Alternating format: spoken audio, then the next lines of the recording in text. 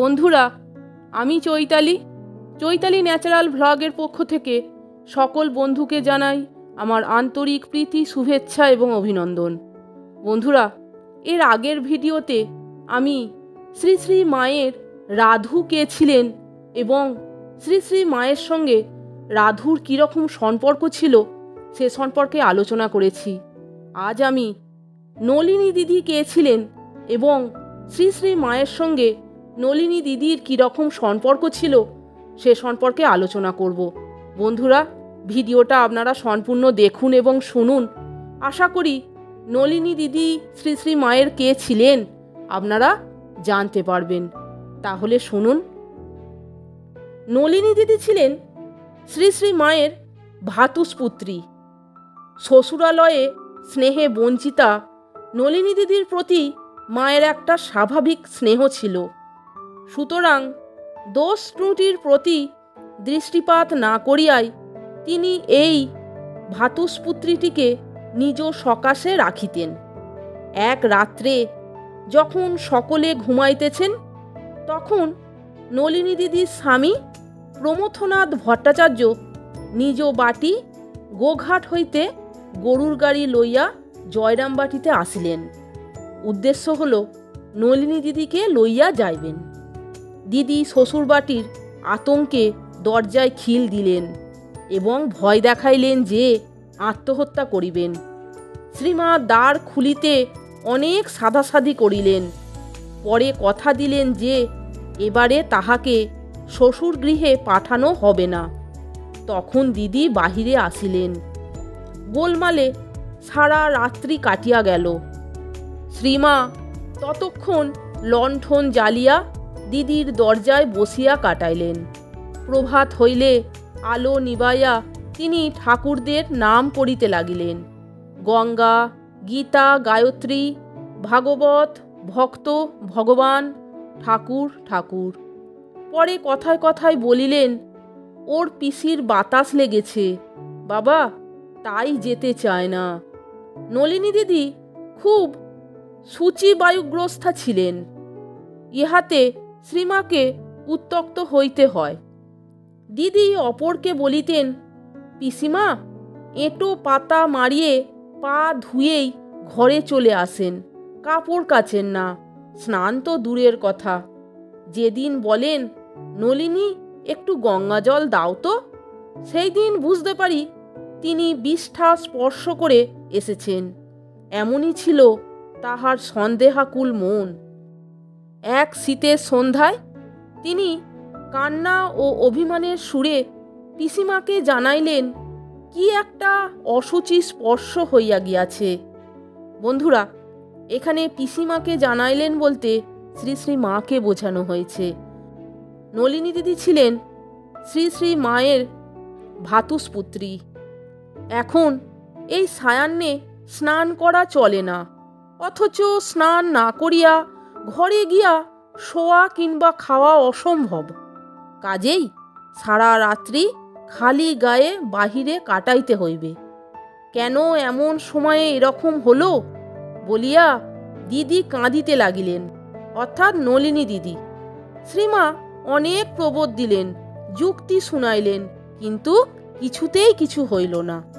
দিদি করুণ সুরে কাঁদিতে লাগিলেন, এ সংসারে আমার বলতে কেউ নেই। ছেলেবেলা মা মারা গেলেন, বাবা দ্বিতীয় পক্ষের সংসার করেছেন, চোখেও দেখেন না, স্বামীর সংসারেও শত্রু ইত্যাদি। ভোজনের সময় হইল, তখনও তিনি ফোঁপাইয়া কাঁদিতেছেন।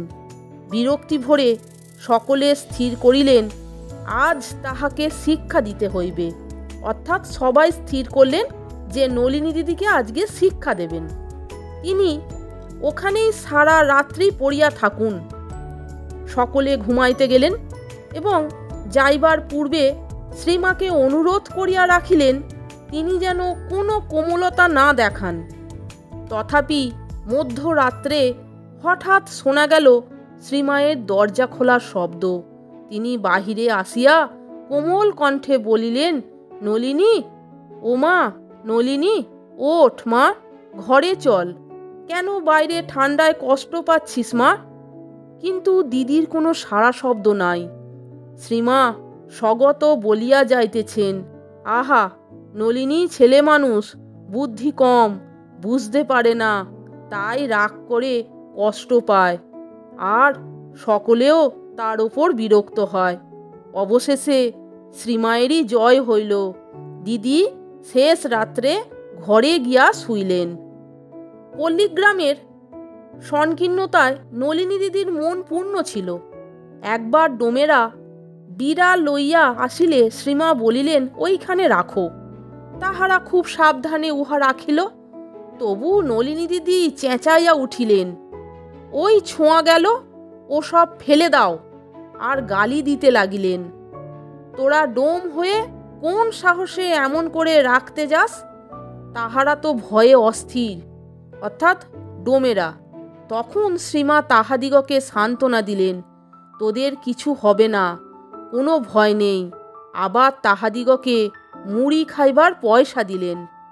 পাগলি মামির সহিত নলিনী দিদির অহিনকুল সম্বন্ধ, অথচ উভয়েই শ্রীমায়ের গৃহস্থালীর অন্তর্ভুক্ত।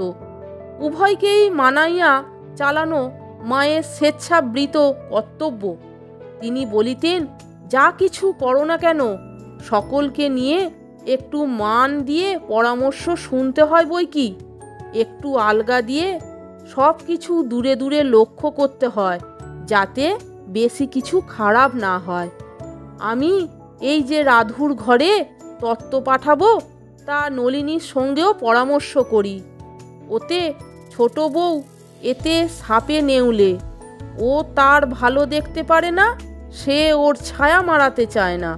কিন্তু আমি যখন নলিনীকে মুরব্বি বানিয়ে তার পরামর্শ চাই, বলি, দেখ নলিনী, কি তোর পছন্দ, এই সব দেখে শুনে বল। তখন আমি যেসব জিনিসের ফর্দ দিই, তাতে সে বলে, ওতে কি করে হবে পিসিমা, ওরা যেমনই ব্যবহার করুক, আর রাধিটা তো একটা পাগল, জ্ঞানগম্য কিছুই নেই। কিন্তু তোমার তো একটা মর্যাদা আছে, তুমি অত ছোট নজর দেখাতে যাবে কেন পিসিমা? তুমি তোমার মতন করে যাও, এই বলে ফর্দ বাড়ায়। আমিও মনে মনে হাসি, ওইটুকু যদি ওকে না জানিয়ে সেখানে তত্ত্ব পাঠাই, অমনি দুজনে তাই নিয়ে কুরুক্ষেত্র বাঁধাবে। দেখো, সব লোককে কিছু কিছু অধিকার দিয়ে নিজেকে একটু নিচু হয়ে চলতে হয়। আমি এই ধিঙ্গি নিয়ে তাদের হাওয়া বুঝে কত সাবধানে চলি, তবু সময় সময় লেগে যায়, যেন ওটা হচ্ছে ওদের স্বভাব। কি করব বলো? ভাবি তাঁর সংসার তিনিই দেখছেন। অর্থাৎ শ্রী শ্রী মা এখানে ঠাকুর শ্রী রামকৃষ্ণের কথা উল্লেখ করেছেন। ঠাকুরের সংসার ঠাকুরই দেখছেন। তাহলে বন্ধুরা, ভিডিওটা আপনারা সম্পূর্ণ দেখলেন তো এবং শুনলেন তো যে নলিনী দিদি কে ছিলেন এবং শ্রী শ্রী মায়ের সঙ্গে নলিনী দিদির কীরকম সম্পর্ক ছিল।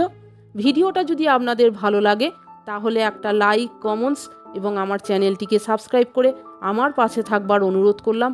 এই রকম আরও অনেক ভিডিও পেতে বন্ধুরা প্লিজ আমার চ্যানেলের ভিডিওগুলো আপনারা একটু দেখুন। আশা করি আপনাদের ভালোই লাগবে এবং ভালো লাগলে বন্ধুদের মধ্যে শেয়ার করে দিন, তাহলে আরও অনেক বন্ধু উপকৃত হবেন।